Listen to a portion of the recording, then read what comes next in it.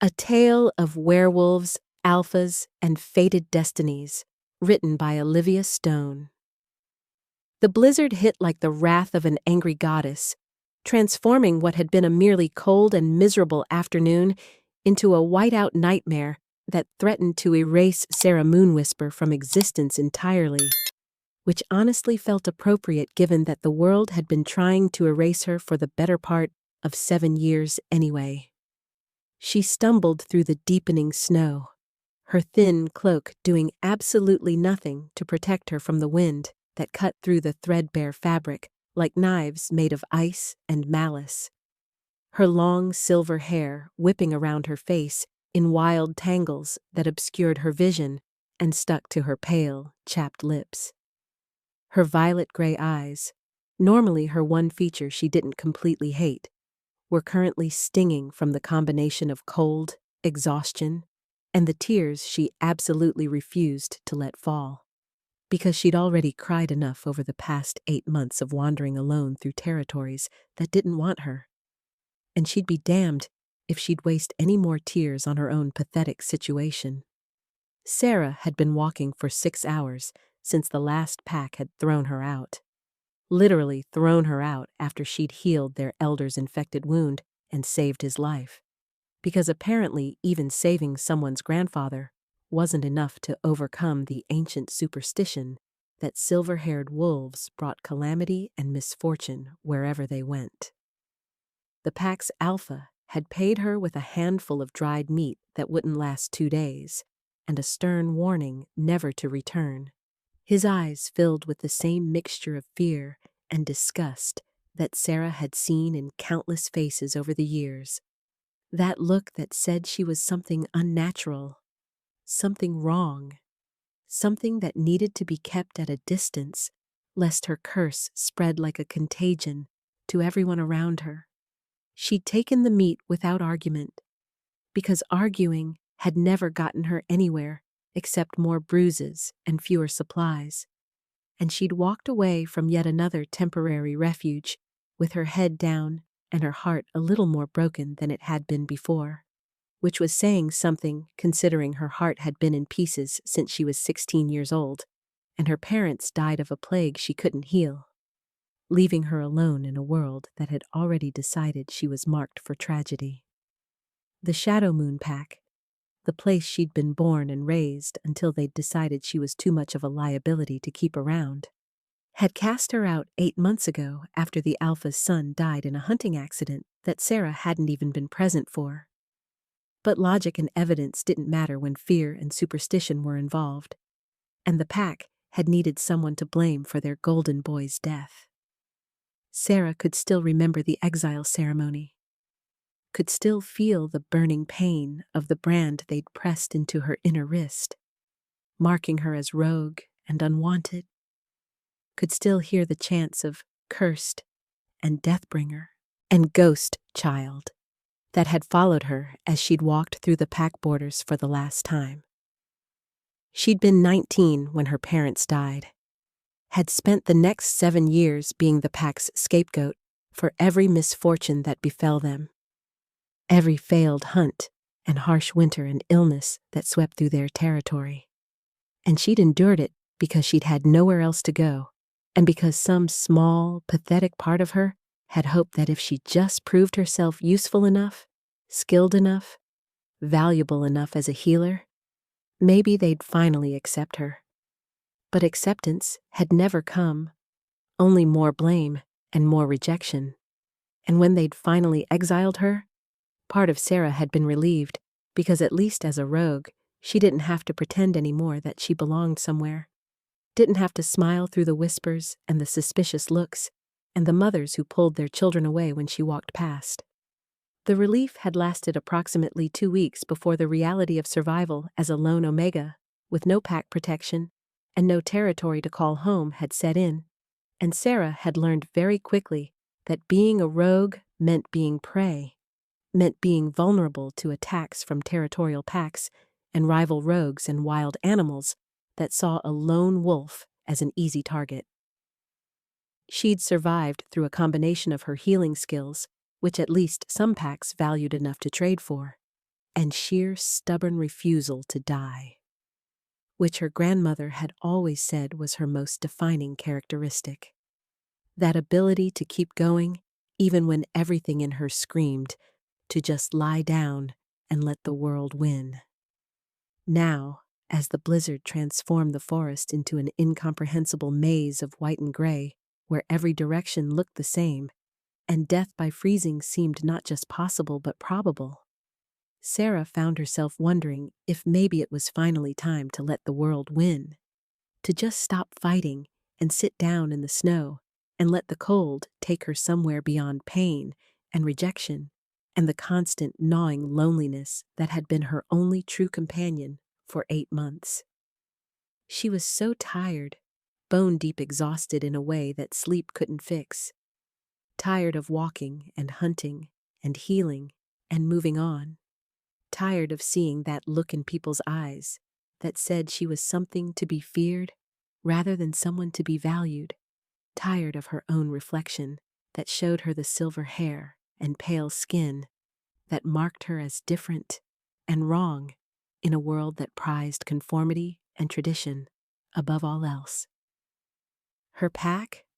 the small bag of supplies she'd managed to accumulate through careful trading and occasional theft when desperation overrode her moral compass, was nearly empty now, containing nothing but a few healing herbs,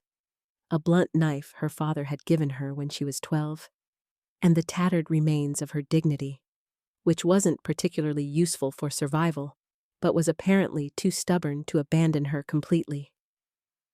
The wind howled louder, a sound like wolves crying out in rage or grief, and Sarah wrapped her arms around herself in a futile attempt to conserve warmth, her fingers already numb inside her threadbare gloves that had more holes than fabric at this point. She couldn't feel her toes anymore, which was probably a bad sign, and her healing sense, that magical awareness that let her detect injuries and illness in living things, was screaming at her that she was approaching hypothermia, that her core temperature was dropping to dangerous levels, that she had maybe an hour before her body started shutting down systems to preserve her brain and heart, and maybe not even that long if she didn't find shelter soon. The problem was that shelter seemed to be in desperately short supply in this particular stretch of wilderness, which was why she'd been walking through it rather than staying to camp, because the area was known for being particularly hostile and unforgiving, even by the standards of the Northern Territories, which were not exactly famous for their hospitality and gentle climate. Sarah was starting to accept that this might actually be how she died, alone and frozen in a forest, with no one to mourn her and no one to even know she was gone, which felt like a fitting end for someone who'd spent her entire life being told she was a harbinger of death and misfortune, when her healing sense suddenly flared with an awareness of something nearby, something alive but in distress, something that pulled at her instincts in a way she couldn't ignore, even though every rational part of her brain was screaming that she needed to focus on her own survival, rather than whatever creature was out there suffering. She tried to ignore the pull, tried to keep walking in what she hoped was the direction of the settlement she'd been aiming for before the storm hit, but her feet seemed to have other ideas, turning almost of their own volition toward the source of that distress signal, following an instinct that had gotten her into trouble more times than she could count, because Sarah had never been able to walk past suffering without trying to help, even when helping meant putting herself in danger. The pull led her off what little remained of the path she'd been following, through dense undergrowth that caught at her cloak and hair, through drifts of snow that came up to her knees and made every step a struggle, until she found herself standing in front of what appeared to be a cave entrance, hidden behind a natural outcropping of rock and a thick stand of evergreens that had kept most of the snow from blocking the opening. Sarah stood there for a long moment, shivering violently now that she'd stopped moving, staring at the dark entrance, and trying to decide if whatever was inside that cave was more dangerous than the blizzard that was actively trying to kill her, which was honestly a difficult calculation to make, given that the blizzard was definitely going to kill her if she stayed out in it, while whatever was in the cave only might kill her, which technically made it the better option, even though might not kill me was a depressingly low bar for decision-making. Her healing sense was still screaming at her, telling her that whatever was inside that cave was in serious distress, badly injured or ill. And Sarah had been a healer long enough to recognize the particular quality of pain that meant life-threatening condition. The kind of situation where intervention was needed soon, or the patient wouldn't survive. And despite everything, despite 7 years of being blamed for deaths she didn't cause, and 8 months of being rejected by everyone she tried to help, she still couldn't walk away from someone who was dying. It was probably the most frustrating aspect of her personality. This inability to ignore suffering, even when it would be smarter and safer to do so. This compulsion to help that her parents had instilled in her so deeply that it had become as much a part of her as her silver hair and her healing gift. And Sarah had lost count of how many times this particular character trait had gotten her into dangerous situations that a more sensible person would have avoided entirely. She took a deep breath, steeling herself for whatever she was about to find in that cave, and stepped through the entrance into darkness that was only slightly less hostile than the blizzard outside, her eyes taking a moment to adjust to the dim light that filtered in from the entrance behind her.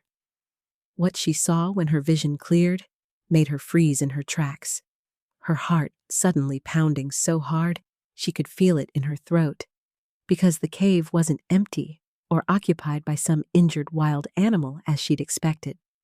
but instead contained 5 men in travel-worn clothes and armor that marked them as warriors or guards of some kind, all of them armed and dangerous-looking, and one absolutely massive wolf with pure silver fur that seemed to glow even in the cave's dim interior, lying in the center of the space with the men arranged protectively around it. The men noticed her immediately, their hands going to their weapons in synchronized movements that spoke of extensive training and coordination, and Sarah found herself staring down the points of 3 drawn swords and 2 notched arrows before she could even think about backing away, while the silver wolf's eyes, ice blue and filled with pain and something that looked almost like fury, locked onto her with an intensity that made her skin prickle with awareness. The wolf was enormous, easily the largest she'd ever seen, with a presence that radiated power and authority even in its obviously weakened state, and Sarah's healing sense was going absolutely wild, screaming at her about poison and fever and black veins spreading through the creature's system, about a life hanging in the balance and time running out, about a patient who desperately needed help and would die without it, probably within the next day or 2 based on the severity of what she was sensing. "Who are you?" one of the men demanded, his voice hard and suspicious, his sword not wavering even slightly as he pointed it at her chest, and Sarah realized with a sinking feeling that she'd just stumbled into something much more complicated and dangerous than an injured animal in need of healing. These weren't just random travelers caught in the storm. They were clearly protecting something or someone important, and the way they'd arranged themselves around that silver wolf, the way they'd drawn weapons on her without hesitation, told her that they considered the wolf valuable enough to kill for, which meant she was now trapped in a cave with 5 armed men who saw her as a potential threat, with a blizzard outside that would kill her if she ran, and absolutely no good options for getting out of this situation alive. Before Sarah could answer, before she could explain that she was just a wandering healer who'd followed her instincts to the cave and meant no harm, the silver wolf moved, lifting its massive head with obvious effort, and a deep, commanding growl rumbled through the cave like thunder, resonating in Sarah's bones and making every instinct she possessed scream at her to submit, to drop to her knees, to show her throat in a gesture of surrender and obedience. The growl was followed by words that bypassed her ears entirely and spoke directly into her mind with the force of an alpha command. 2 words that carried the weight of absolute authority and the expectation of immediate compliance. 2 words that most wolves couldn't have resisted even if they'd wanted to. 2 words that should have frozen Sarah in place like they were designed to do. Don't move. And standing there in that cave, cold and exhausted, and faced with an alpha command from what was clearly an incredibly powerful wolf, with 5 armed guards ready to kill her if she made the wrong move, with a blizzard raging outside and nowhere to run even if she could. Sarah Moonwhisper made a decision that would change everything, made a choice that went against every survival instinct and every lesson she'd learned about not antagonizing powerful alphas. Made a move that was either incredibly brave or incredibly stupid, and she honestly wasn't sure which. She looked at the silver wolf, at those ice-blue eyes that were watching her with pain and suspicion, and something else she couldn't quite identify. She felt her healing sense screaming at her about the poison killing him from the inside, about the black veins spreading toward his heart, about the fact that he had maybe 48 hours before the toxin reached something vital and killed him, and she made her choice. Sarah took a step forward, directly toward the wolf, her hands already reaching for the healing pouch at her belt. And she heard the sharp intake of breath from the guards, felt their tension ratchet up to dangerous levels, saw the wolf's eyes widen with what might have been shock that she just defied a direct alpha command, something that shouldn't have been possible for an Omega, something that suggested either she had a death wish or she was much more than she appeared to be. And in that moment, suspended between the command to stay still and her compulsion to help, Sarah spoke the words that would seal her fate and begin a journey she couldn't possibly have imagined. You're dying, and I'm the only one who can save you. So you can either let me help, or you can waste your last breath commanding me to stand still while you die, Your Majesty.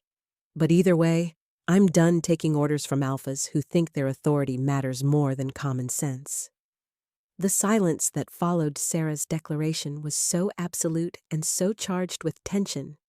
that she could hear her own heartbeat thundering in her ears, could hear the sharp breathing of the guards who were clearly debating whether to kill her immediately or wait for their alpha's command, could hear the labored, pained breaths of the silver wolf, whose ice-blue eyes were now fixed on her with an intensity that made her want to simultaneously run away and move closer, which was a confusing combination of instincts that probably said something deeply unflattering about her survival skills and her apparently broken sense of self-preservation. The guards hadn't moved yet, hadn't lowered their weapons, but hadn't struck either,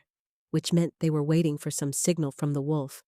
And Sarah realized with a start that this wasn't just any alpha caught in unfortunate circumstances, but someone important enough that trained warriors would defer to him even when he was obviously dying. Someone whose life or death would matter to more people than just the 5 men currently pointing weapons at her chest and throat. Captain Lyle. The wolf's voice came again, still speaking directly into her mind with that alpha power that made her teeth ache and her wolf whimper in submission, even as her human consciousness refused to back down. You will lower your weapons and allow the healer to approach, because if she's telling the truth about being able to save my life, then killing her would be counterproductive to our current goal of my continued survival. And if she's lying and planning to finish what the assassin started, then she'll die slowly enough to regret ever entering this cave. The threat in those words was absolutely clear, delivered with a casual certainty that suggested this alpha had both the authority and the willingness to make good on promises of prolonged suffering, and Sarah felt a shiver run down her spine that had nothing to do with the cold that had seeped into her bones during her hours in the blizzard, and everything to do with the realization that she'd just volunteered to put her hands on someone who could and would kill her without hesitation if he decided she was a threat. The man who must be Captain Lyle, a scarred warrior with hard eyes and a face that suggested he'd seen more violence than most people could imagine, lowered his sword with obvious reluctance, his expression making it abundantly clear that he thought this was a terrible idea and that he'd be watching her every move with the expectation that she'd prove herself untrustworthy at any moment. "Your Majesty," he said, and Sarah's stomach dropped at the confirmation of what she'd already suspected, that the wolf currently dying of poison in this cave wasn't just an alpha, but a king, which meant she'd just defied and then talked back to royalty, which was probably going to end very badly for her, even if she did manage to save his life. If she makes one wrong move, if I see anything that suggests hostile intent, I will end her before she can complete whatever attack she's planning, and I won't wait for your permission to do so." "Noted and appreciated, Captain," the king replied, with what might have been amusement threading through the pain in his mental voice. "But I suspect that if this particular Omega wanted me dead, she would have simply continued walking through the blizzard and let the poison finish its work, rather than seeking shelter in a cave that happened to contain a dying alpha and his overprotective guards, which suggests either she's genuinely here to help, or she's the most dedicated and dramatically inefficient assassin in the history of warfare." Sarah might have laughed at that assessment if she hadn't been acutely aware that 5 sets of eyes were watching her every movement as she slowly, carefully approached the silver wolf, her hands held out in a gesture that was meant to show she wasn't reaching for a weapon, though given that her only weapon was a blunt knife that couldn't cut butter, much less pose a threat to trained warriors, the gesture felt somewhat redundant as she got closer to the wolf, close enough to see the details that her healing sense had been screaming at her about since she'd entered the cave. Sarah felt her professional detachment click into place. That mental state her mother had taught her to access when dealing with critical patients, where emotions became secondary to assessment and treatment, and the only thing that mattered was saving the life in front of her. The wolf was magnificent even in his obviously deteriorating condition, his silver fur matted with a combination of sweat and melted snow, his breathing labored and shallow in a way that suggested his lungs were struggling, and spreading from a wound on his left shoulder were black veins that looked like lightning frozen beneath his skin, spiderwebbing outward in patterns that made Sarah's stomach turn because she recognized that particular manifestation of poison, had seen it once before when she was 17, and a pack warrior had been attacked by rogues who used silver-laced wolfsbane to kill their victims. "Silver-laced wolfsbane," Sarah said aloud, her voice steady despite the fear curling in her gut, because silver-laced wolfsbane was one of the most vicious poisons that existed in their world, designed specifically to kill werewolves by combining the toxic properties of wolfsbane with the burning, corrupting effects of silver, creating a substance that didn't just damage the body, but prevented the supernatural healing that kept their kind alive through injuries that would kill humans. Someone dosed you with enough to kill 3 normal wolves, and based on the spread pattern, this happened at least 48 hours ago, which means the poison has had time to work its way deep into your system, probably approaching your heart and major organs by now. She knelt beside him, ignoring the way the guards tensed at her proximity to their king, and pressed her hands carefully against his fur, feeling the fever burning through him, feeling the way his wolf was struggling to fight something it couldn't defeat through strength alone, feeling the life force that was slowly, inexorably draining away. "Can you save him?" Captain Lyle's voice came from behind her, and Sarah heard something in his tone that wasn't just professional concern, but genuine emotion. The kind of worry that came from caring about someone beyond their position or power. And she realized that these guards weren't just protecting a king, but someone they actually valued as a person, which somehow made the situation feel even more weighted with consequence.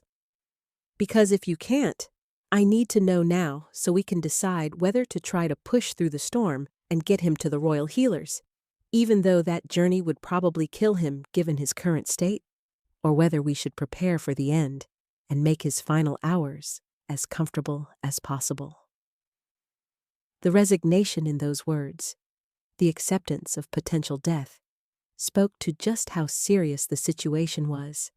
and Sarah felt the pressure of that reality settling onto her shoulders like a physical weight. "I can try," Sarah said, because that was the only honest answer she could give. Because silver-laced wolfsbane was notoriously difficult to treat and required a combination of herbal knowledge, healing magic, and sheer determination that not all healers possessed. "But I need you to understand that the treatment is going to be excruciating for him, that there's a significant risk I could make things worse if I'm not careful, and that even if I do everything perfectly, there's still a chance the poison has spread too far for me to reverse the damage." She looked up at Lyle, meeting his hard gaze with her own steady one, needing him to understand the reality of what she was promising to attempt. "The warrior I saw treated with this poison when I was younger survived, but he was treated within 12 hours of exposure, and even then, it took 3 days of constant care and nearly killed our head healer from the energy expenditure required to draw out the toxin." "Then why are you offering to try if the odds are so poor?"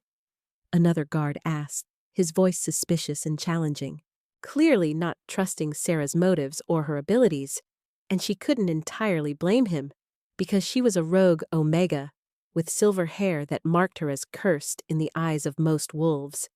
showing up conveniently just when their king was dying, which did look suspicious when viewed from the outside. "What do you gain from this? Are you hoping for a reward? For political favor? For some kind of leverage that comes from saving a king's life?" The accusation in his tone made Sarah's temper flare, because after 8 months of being treated like her only value was what she could provide to others, after years of being told she was cursed and unwanted, she was tired of having her motives questioned every time she tried to help someone. "I gain absolutely nothing," Sarah snapped, her violet gray eyes flashing with anger as she turned to face the suspicious guard. "Except the satisfaction of knowing I tried to save someone who was dying, which apparently is more than can be said for his own guards, who are standing around debating whether to trust me instead of actually doing something useful, like gathering the supplies I'm going to need if I'm going to have any chance of keeping your king alive through the night." She stood up, brushing snow and dirt from her threadbare cloak, her exhaustion momentarily forgotten in the face of her irritation. "I don't want a reward. I don't want political favor, and I certainly don't want leverage over anyone, because all those things require me to stay in one place and interact with people who will inevitably decide I'm cursed or dangerous or too strange to tolerate, and I've had more than enough of that in my lifetime. Thank you very much." The wolf made a sound that might have been a laugh or a cough. It was difficult to tell given his condition, and his mental voice entered her head again with that commanding presence that made her want to submit and rebel in equal measure. "I think I like you, defiant little Omega with silver hair and a sharp tongue, which is unfortunate because you'll probably either save my life or kill me, and I'm not entirely sure which outcome I should be hoping for at this point, given that my current existence is primarily composed of excruciating pain and the humiliation of being unable to shift back to human form because the poison has locked me in my wolf shape." There was something almost vulnerable in that admission, a crack in the alpha authority that suggested the king was more affected by his helplessness than he wanted anyone to know. And Sarah felt an unexpected surge of sympathy for this powerful wolf, who'd been reduced to depending on strangers for his survival. "Well then, Your Majesty," Sarah said, her tone gentler now as she returned to kneel beside him. "How about we work together to make sure the outcome is you survive, rather than I accidentally kill you? Because I've been blamed for enough deaths I didn't cause, and I'd really prefer not to add murdered a king to my list of alleged crimes." She began pulling supplies from her healing pouch, taking inventory of what she had versus what she needed, and her heart sank as she realized she was woefully under-equipped for a treatment of this magnitude, with maybe a third of the herbs and tools she'd need to do this properly. "I'm going to need help," she admitted, hating how the words tasted like failure in her mouth. "Because I don't have nearly enough supplies to complete a full treatment. And even if I did, the process of drawing silver-laced wolfsbane from someone's system requires more energy than I can safely expend alone without risking my own health, to the point where I'd be useless if complications arise." Captain Lyle moved closer, his expression still wary, but less hostile than before, and Sarah noticed that he had kind eyes beneath all the hardness and suspicion, the sort of eyes that belonged to someone who'd seen terrible things but had somehow managed to retain his capacity for compassion. "Tell me what you need, healer, and we'll do our best to provide it, because despite our concerns about your convenient timing and your suspicious appearance at our moment of greatest need, I've been around long enough to recognize genuine skill and genuine concern when I see them. And you have both, even if you also have the self-preservation instincts of a suicidal rabbit." He knelt beside her, examining the meager supplies she'd laid out,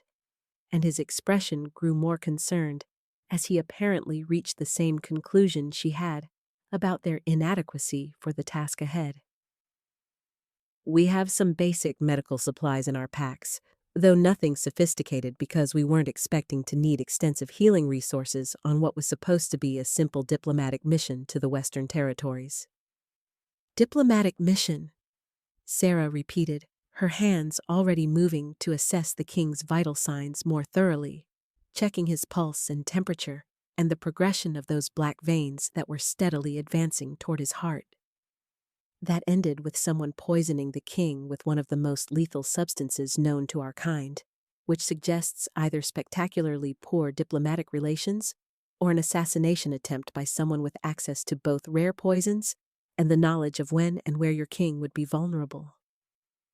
She pressed carefully around the wound site, feeling the heat and corruption radiating from it, and made a decision that she knew was going to be controversial, but also necessary. "I'm going to need to cut into the wound to remove the initial poison source, because silver-laced wolfsbane works by embedding silver particles into the tissue at the entry point, and those particles continuously release toxin into the bloodstream, which means even if I manage to clear his system, he'll just be re-poisoned by the reservoir of silver still sitting in his shoulder." The king's mental voice came again, strained with pain but still maintaining that thread of dark humor that seemed to be his defense mechanism against showing weakness.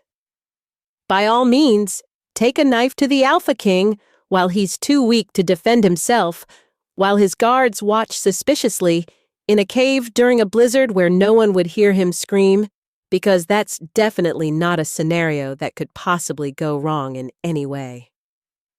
Despite the sarcasm, Sarah felt the permission in his words, the trust he was placing in her, even though he had no reason to trust her beyond her own claims of healing ability, and her apparent inability to follow commands that any sensible Omega would have obeyed without question. "Captain Lyle, you will not interfere unless you have genuine reason to believe she's actively trying to kill me rather than heal me, and I want that understood by all of you, because this healer is the only chance I have at survival, and I'd rather die by her hand while she's trying to save me, then die slowly from poison, while you all stand around, being protectively useless." Sarah felt something shift in her chest at those words, at the vulnerability and trust they represented, at the fact that this powerful alpha was willing to put his life in her hands despite every logical reason to be suspicious of her, and she found herself even more determined to save him, to prove that his trust wasn't misplaced, to show that she was more than just a cursed rogue Omega that Pax threw away when they got tired of having her around. "This is going to hurt," she warned him, pulling out her father's knife and heating the blade in the small fire the guards had managed to build in the cave's center, sterilizing it as best she could under the circumstances. "And I mean, it's going to hurt in ways that will make you wish the poison had just killed you quickly. Because I need to not only cut into the wound, but also use my healing magic to draw the silver particles out through the incision, and silver burns wolves from the inside in ways that ordinary pain doesn't touch." She waited for him to acknowledge her warning, to confirm he understood what he was consenting to. And when his ice blue eyes met hers with a steady, unflinching gaze, she took a breath and began. The first cut made the king's entire body go rigid, a howl of agony trapped in his throat as Sarah's blade sliced through corrupted tissue to reach the pocket of silver-laced poison that had been slowly killing him from his shoulder outward. And the sound that finally escaped him was something between a wolf's howl and a human scream, raw and primal and full of a pain that made even the hardened guards flinch. Sarah forced herself to focus, to push past the guilt and sympathy that threatened to make her hands shake, to access that cold clinical space where she was nothing but a healer and he was nothing but a patient, and the only thing that mattered was removing the poison before it killed him. She could feel the silver particles under her fingertips, could sense them with her healing magic, even though they resisted her attempts to manipulate them, could see the way they'd embedded themselves deep into muscle and tissue, like tiny knives that continued cutting long after the initial wound had been inflicted. "Talk to me," she said to the king, her voice steady even as her hands worked to extract the poison. "Tell me something about yourself, anything, because I need you to stay conscious through this, and the pain is going to try very hard to pull you under. And if you lose consciousness now, there's a chance you won't wake up." She was using a combination of her knife, her fingers, and her healing magic to slowly, painstakingly remove each silver particle, a process that was taking far longer than she'd hoped and causing more damage than she'd wanted. But there was no other way to do this. No shortcut that wouldn't leave poison behind to continue its deadly work.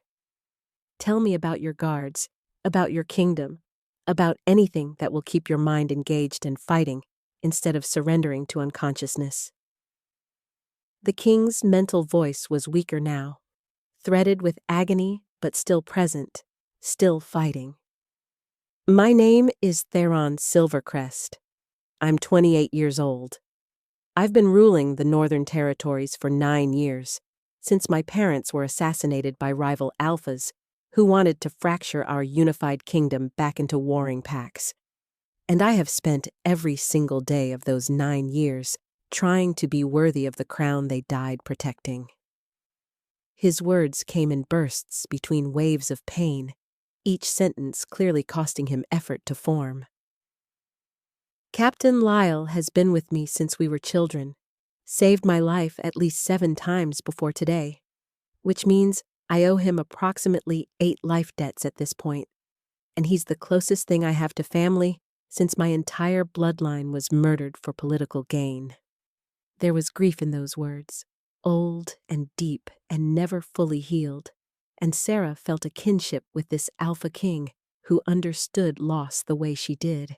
who'd had his family stolen by circumstances beyond his control. I'm Sarah Moonwhisper, she found herself saying, her hands still working steadily to remove the poison, even as she offered information about herself that she normally kept private. I'm 24 years old. My parents were healers who died when I was 16, and I've spent the last 7 years being blamed for every misfortune that befell my pack, because apparently having silver hair means you're cursed to bring calamity wherever you go. She extracted another silver particle, feeling the king's body shudder with pain, wishing desperately that she had proper pain management herbs instead of just her inadequate supplies and her determination. I was exiled 8 months ago for a death I didn't cause. I've been wandering as a rogue healer ever since, and honestly, I was seriously considering just lying down in the snow and letting the blizzard take me before my healing sense led me to your cave. So I suppose in a way you saved my life by being here dying, which is possibly the most backwards rescue in the history of our kind. The extraction process took hours that felt like days, with Sarah removing particle after particle of silver, while Theron struggled to stay conscious, and the guards watched with increasing respect and decreasing suspicion as they realized she genuinely was trying to save their king, rather than harm him, that every careful movement and every whispered word of encouragement was aimed at keeping him alive through a procedure that would have killed most wolves. By the time she finally removed the last particle and began using her healing magic to close the wound and start repairing the damage, both she and Theron were shaking with exhaustion, her from the expenditure of magical energy, and him from the trauma his body had endured. And Sarah knew they weren't done yet, knew that the hardest part was still ahead, because removing the source was only half the battle when the poison had already spread throughout his system. The particles are out, she told Captain Lyle, who'd been hovering nearby the entire time, ready to intervene if needed, but respecting his king's command to let her work. But now, I need to draw the poison that's already in his bloodstream, and that's going to require me to essentially pull the toxin into myself and then expel it, which is dangerous for both of us because if I pull too much, I'll poison myself. And if I don't pull enough, he'll still die, just more slowly. She looked at Theron, at his ice blue eyes that were clouded with pain, but still watching her with that unnerving intensity. I need your permission to do this, Your Majesty, because what I'm about to attempt is going to create a temporary connection between us, a channel through which life energy and poison can flow, and that kind of connection is intimate in ways that go beyond physical touch. Theron's response came immediately, without hesitation, and Sarah felt the weight of his trust like a physical pressure against her chest. Do whatever you need to do to survive this, Sarah Moonwhisper, because I've decided I quite like being alive despite the current, overwhelming evidence suggesting it's a terrible experience, and because I suspect you and I have more to discuss once I'm not actively dying in a cave. There was something in his mental voice, something that made Sarah's heart skip in a way that had nothing to do with fear or exhaustion, and everything to do with the way he'd said her name, with the implication that he saw her as more than just a convenient healer, and she pushed those thoughts away, because now was absolutely not the time to be having feelings about a dying Alpha King who probably only sounded interested because he was delirious with pain.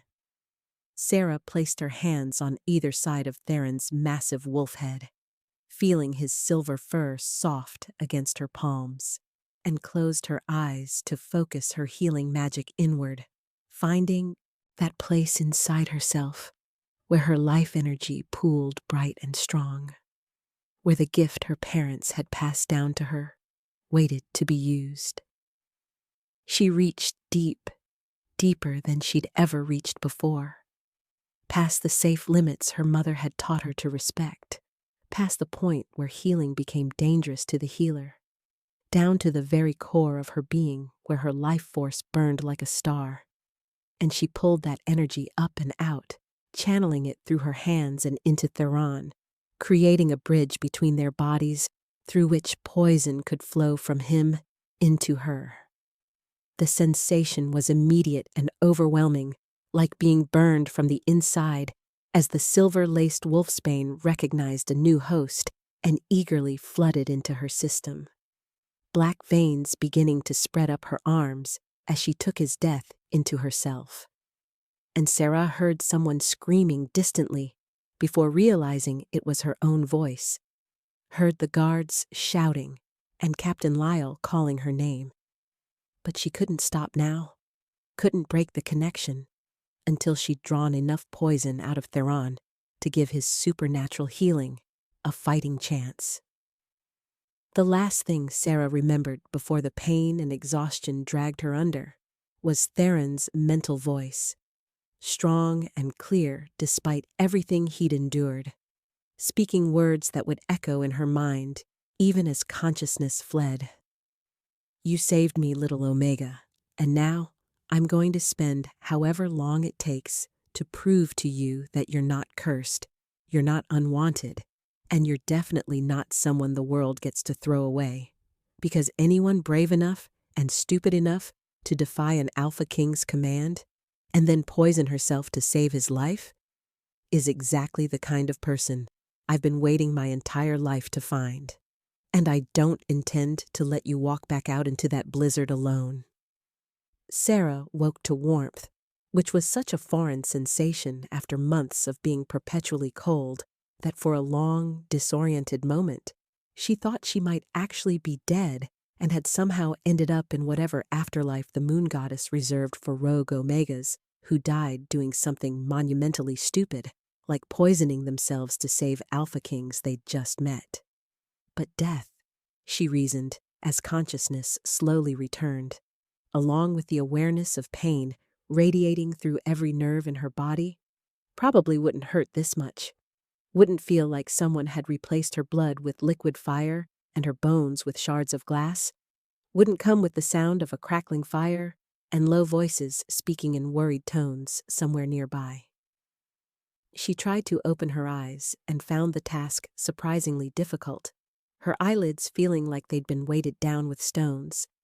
But she persisted because she needed to know where she was, needed to assess whether she was in danger, needed to understand what had happened after she'd pulled Theron's poison into herself and then apparently lost consciousness in what was probably not her most strategic moment. When her eyes finally cooperated and opened, Sarah found herself staring up at a ceiling of rough stone that she recognized as the cave where she'd found Theron dying,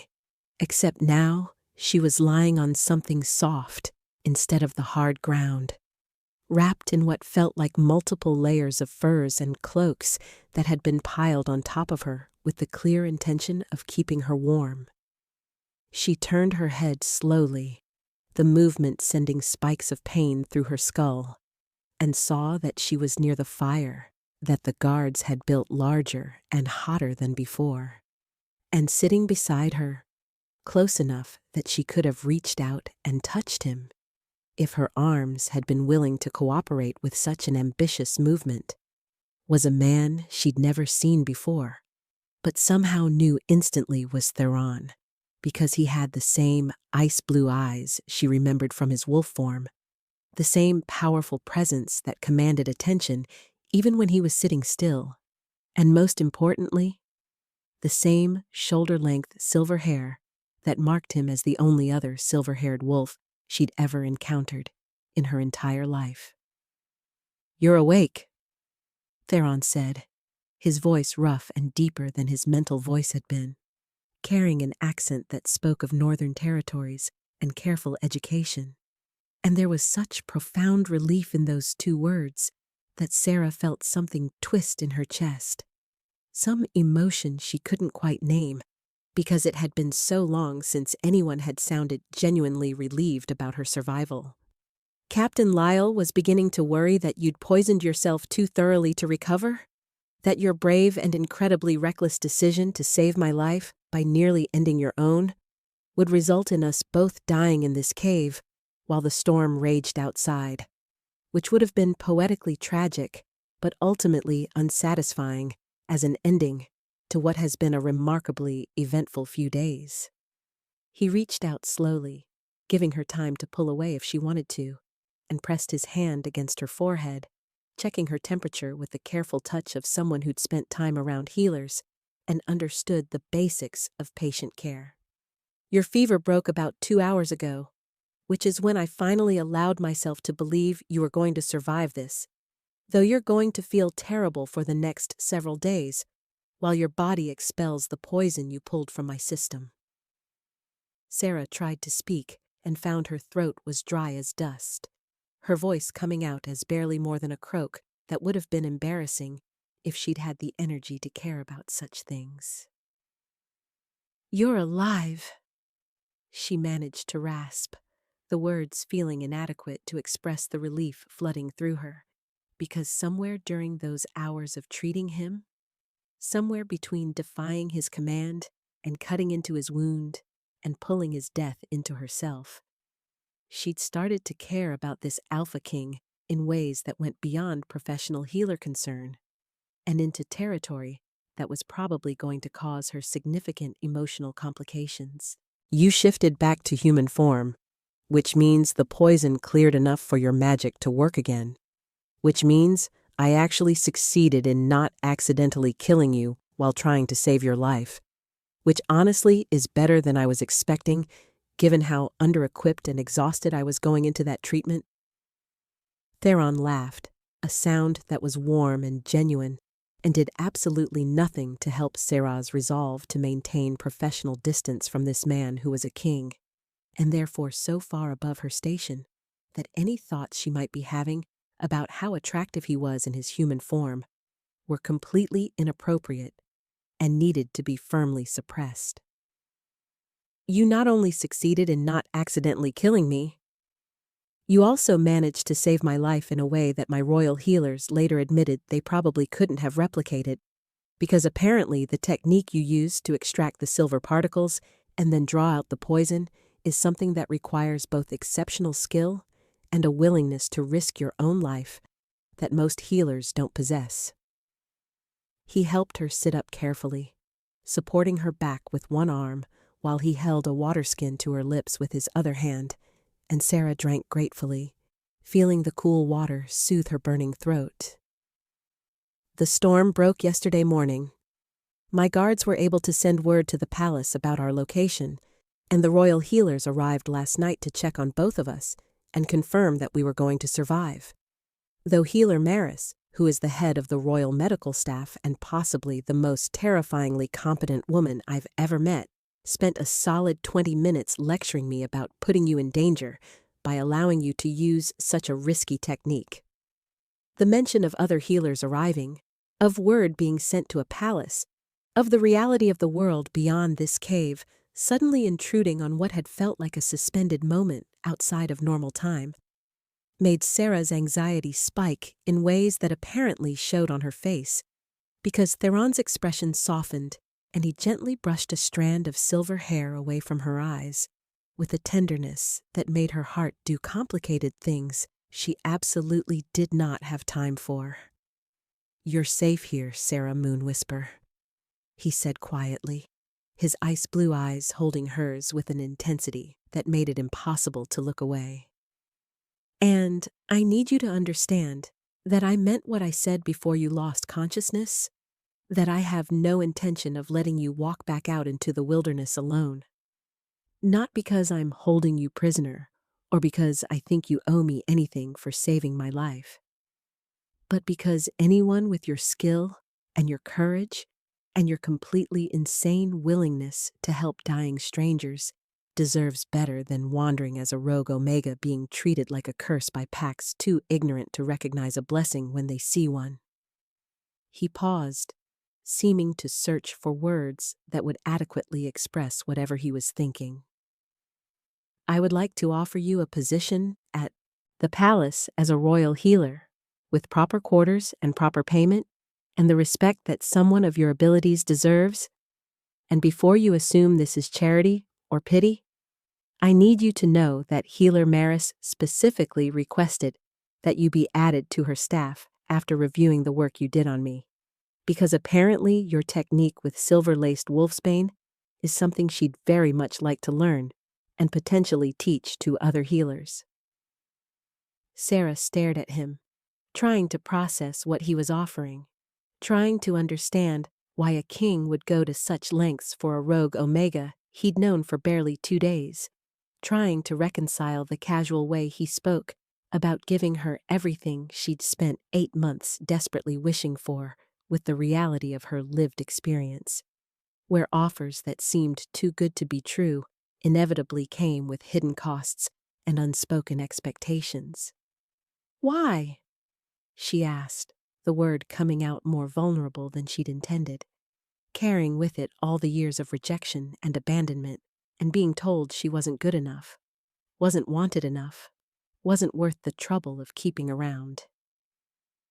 "Why would you do this for me when you don't know me, when I'm nobody important, when I'm just a rogue with silver hair that most wolves think is cursed? What do you gain from this generosity, Your Majesty? Because in my experience, people don't offer rogues positions at royal palaces without expecting something in return." Theron was quiet for a long moment, his ice-blue eyes studying her face with an attention that felt like he was seeing past all her defenses and walls straight down to the frightened, lonely woman she tried so hard to hide beneath sarcasm and professional competence. "I'm going to tell you something that very few people know," he said finally, his voice carrying a weight that suggested what he was about to share was significant. "And I'm telling you this not to manipulate you or to create some sense of obligation, but because I think you deserve to understand the full context of why I'm making this offer." He shifted slightly, getting more comfortable, and Sarah realized with a start that he'd probably been sitting beside her for hours, watching over her while she recovered from the poison she'd taken into herself. "There's a prophecy about the Northern Territories, an old legend that most people dismiss as superstition, but that my mother believed in with absolute certainty. And that prophecy says that when silver meets silver, when the Silver King finds his Silver Queen, the scattered territories will unite, and a new era of peace will reign over our lands." He touched his own silver hair, then gestured to hers. "I've been ruling for 9 years, Sarah, and in all that time I've never met another wolf with silver hair, never encountered anyone who shared this particular mark that made me a target from birth and has made political rivals question my legitimacy, because apparently silver-haired alphas only exist in legends and prophecies, not in reality." The implications of what he was saying crashed over Sarah like a wave, making her head spin with a combination of disbelief and something that felt dangerously close to hope, because if what he was suggesting was true, if the mate bond she'd felt sparking between them during the healing wasn't just her imagination or a side effect of the magical connection they'd shared, then everything about her life suddenly had context beyond random tragedy and unjust persecution. "You think I'm your mate," she said, the words coming out flat and emotionless, because she couldn't afford to let herself feel anything about that possibility until she understood what it meant, what he expected, what the cost of accepting such a bond would be. "You think the prophecy is about us? That my silver hair isn't a curse, but some kind of destiny marker? And you're offering me a position at the palace because you want me nearby while you figure out whether the mate bond is real or whether it's just wishful thinking, combined with gratitude for not letting you die in a cave." "I know you're my mate," Theron corrected gently, his hand moving to rest over his heart in a gesture that seemed unconscious. "Because I felt the bond snap into place when you were pulling the poison from my system, when our life forces were connected and your soul was touching mine in ways that can't be faked or imagined. And I know you felt it too, because I could sense your recognition of it, even as you were focused on saving my life." His expression was open and honest, in a way that suggested he was deliberately choosing vulnerability despite his position as king, despite the power dynamics that existed between them. "But Sarah, and this is the most important thing I need you to understand, I'm not offering you a position because of the mate bond or the prophecy, or because I think fate has decided we belong together. I'm offering you a position because you're an exceptional healer who saved my life, because you deserve to be valued for your skills rather than feared for your appearance, and because I would make this exact same offer even if we weren't mates, even if you had brown hair and no connection to ancient prophecies, because that's what a good king does when he encounters people of extraordinary ability who are being wasted by a system that punishes difference instead of celebrating it." Sarah felt tears burning in her eyes, hot and unwelcome, because no one had ever said anything like that to her before, had never suggested that she had value independent of what she could provide, or how well she fit into their expectations, had never offered her something without strings attached or hidden costs that she'd only discover once it was too late to escape. "I don't know how to be someone's mate," she whispered, the admission feeling like exposing a wound that had never properly healed. "And I definitely don't know how to be a queen, which I assume is what the prophecy would require if we acknowledged the bond. And I'm terrified that if I say yes to any of this, if I let myself hope that maybe the moon goddess hasn't completely abandoned me, I'm going to wake up one day and find out it was all temporary, that you've realized I'm not actually good enough to be what you need, that the prophecy was wrong, or I misunderstood, or I'm still just the cursed omega that everyone throws away eventually." The tears were falling now, sliding down her cheeks in hot tracks that she couldn't stop. Years of accumulated pain and rejection and loneliness finally breaking through the walls she'd built to contain them. Theron moved closer, carefully pulling her into his arms in an embrace that was warm and solid and somehow made her feel safer than she'd felt in years, and Sarah found herself clinging to him, her face pressed against his chest, while she cried out all the fear and hurt she'd been carrying alone for so long. "I can't promise you'll never be hurt again," Theron said softly, one hand stroking her silver hair with infinite gentleness. "And I can't promise that accepting the mate bond won't come with challenges and complications, because being connected to a king means dealing with politics and expectations, and people who will judge you based on where you came from, rather than who you are." He tilted her face up so she was looking at him, his ice blue eyes intense and sincere. "But I can promise that I will never throw you away, that I will value you every single day for exactly who you are, and that if you choose to accept the bond and stand beside me, we'll face every challenge together as equals, because that's what true mates do, and that's what I've been waiting my entire life to find." The choice hung between them, weighted with possibility and fear in equal measure, and Sarah realized that this was the moment where she could either let her past define her future, or she could take a leap of faith and trust that maybe, just maybe, the moon goddess had led her to that cave, not to die in the blizzard, but to find the one person in all the territories who would see her silver hair and recognize not a curse, but a mirror, not a harbinger of calamity, but a partner who understood what it meant to be marked as different and chose to be proud of it anyway. "I choose you," Sarah said finally, the words feeling both terrifying and liberating. "Not because of the prophecy, or because you're a king, or because I think fate has decided for us, but because you listened to me talk about being cursed and broken and unwanted, and you looked at me like I was precious anyway, like my pain and my past and my fears didn't make me less, but somehow made me exactly right. And I've never had anyone look at me like that before." She took a shaky breath, feeling the rightness of her decision settling into her bones. I'm still terrified, and I still don't know how to be a mate or a queen or anything beyond a wandering healer. But I'm willing to try, if you're willing to be patient with me while I figure it out. The smile that spread across Theron's face was radiant enough to rival the sun, and he kissed her then, gentle and reverent and full of promise. And Sarah felt the mate bond flare between them like silver fire, felt it settle into place with a rightness that made her wonder how she'd ever doubted that this was where she was meant to be. That this man, with his silver hair and his ice blue eyes and his surprising gentleness beneath all that alpha authority, was exactly what her soul had been searching for through all those years of wandering. When they finally broke apart, both breathing hard and glowing with the bond's energy,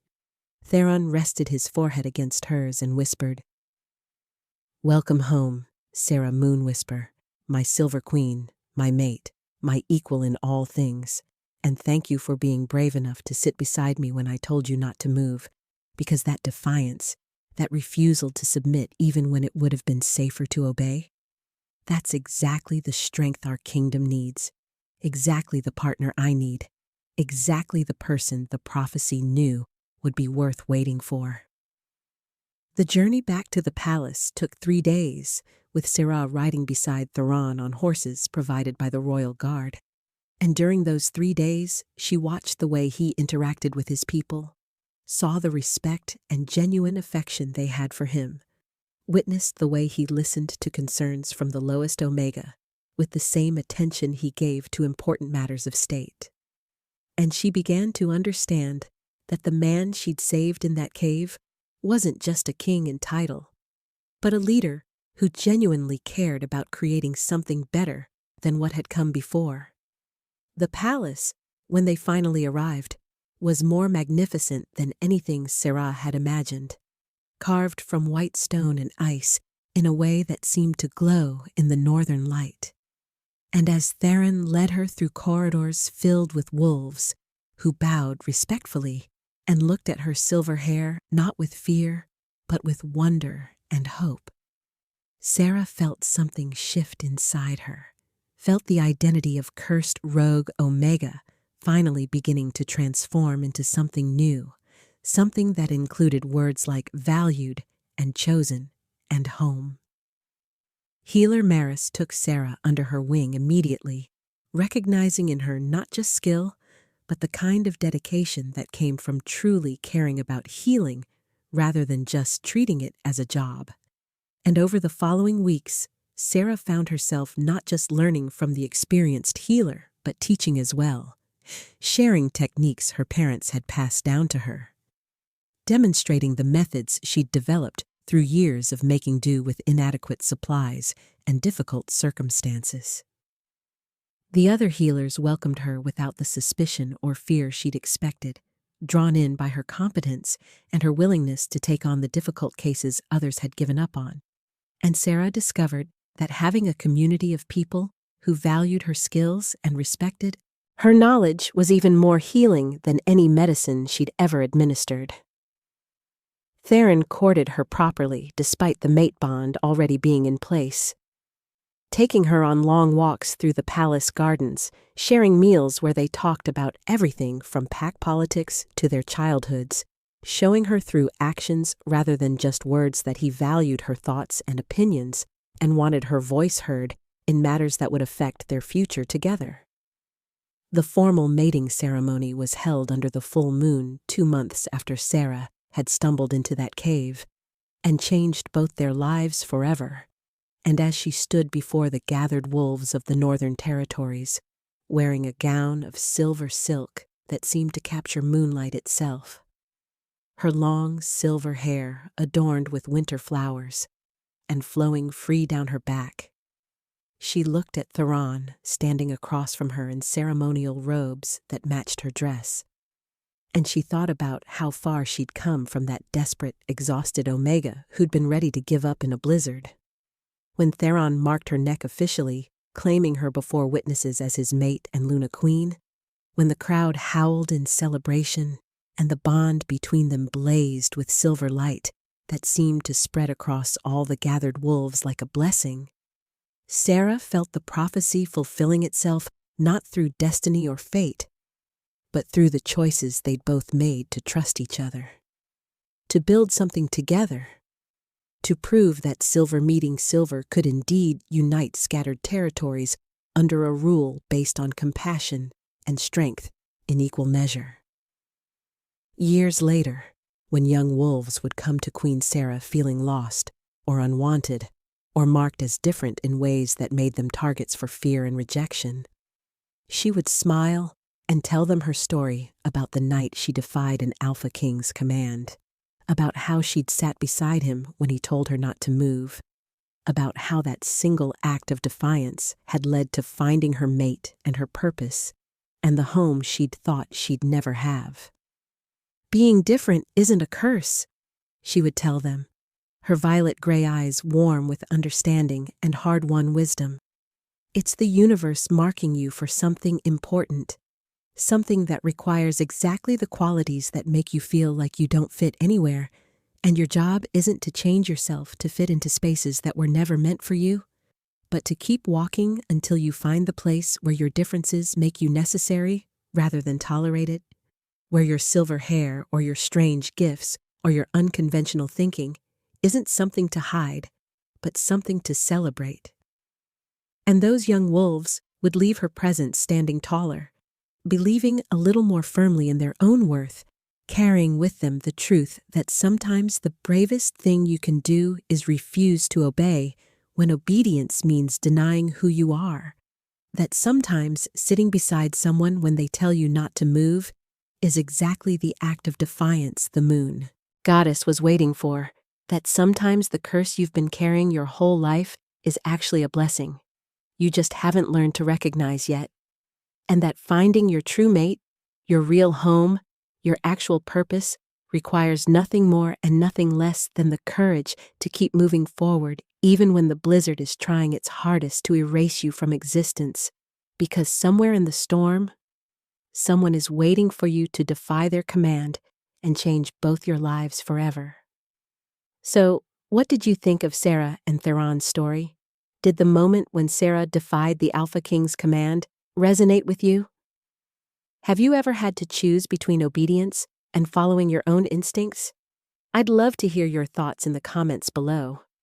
Tell me what your favorite moment was, or what kind of werewolf romance you'd like to see next. Should I write about second chance mates, forbidden bonds between rival packs, or an Omega who discovers she's more powerful than any Alpha? Your suggestions help shape the stories I create, and every comment means the world to me because it tells me you're connecting with these characters and their journeys. If you enjoyed this tale of silver-haired mates and defiant Omegas,